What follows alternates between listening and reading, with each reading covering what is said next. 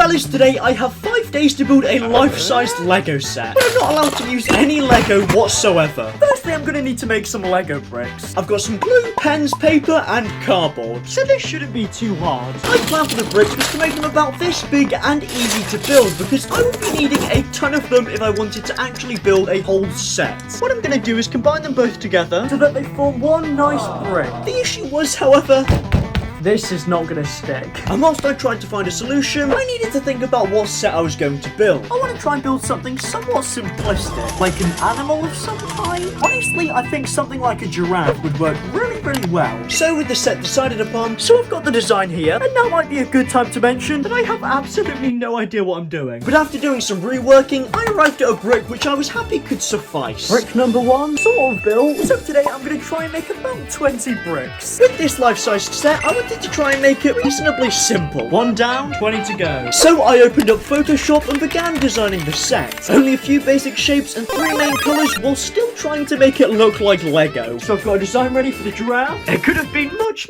worse. Maybe it's not a full-on giraffe yet. Maybe it's just a fetus. I'm gonna stick these shapes to the colour of card that I need, which should be pretty easy. And there we go. 1 down, 20 to go. This process would be easy to do dozens of times to get similar blocks. Now this was not only going to take a lot of time for me to do, but also a ton of materials. I'm about a quarter of the way through, and I'm running very low on materials. Let's fix that. And 1 trip to the shop, as well as £15 later, I bought their entire stock of card, and of course some extra essentials. This should hopefully be enough. And whilst the bricks don't necessarily look that great yet, they should come together. But I've still got about 15 more blocks to make. Just please subscribe. For day 3, I wanted to think about how I could get the blocks to actually connect to one another. They could just stack like this, but that might be a bit flimsy. Let's give this a go. Not only did I have to make each brick identical, but also add 1 eye to make it look like a Lego set. And after adding the glue and constructing 1 leg, perfect. I began working on the eye. I'm gonna try and print off a design for the eye, but in the meantime, I need to make some more bricks. I have 2 days left. I had to glue the bricks together, build more bricks, and make an eye all in 2 days. I'm gonna stick these eyes onto this cardboard. I've decimated some cardboard and perfectly expressed my inability to be creative in any capacity. I've got the eye done. I don't know why it looks so, interesting, but this should suffice. I've still got 14 bricks to go, so it's a bit later now, and I think I'm gonna have to pull an all-nighter. And with time sort of running out, it's about 1 AM. I need to sleep, but I'm dedicated to getting some more boxes done. And 2 hours of trying to keep myself awake later, I've made decent progress, but now I'm gonna sleep. Tomorrow's gonna be quite a big day. Oh, I've got so much to do.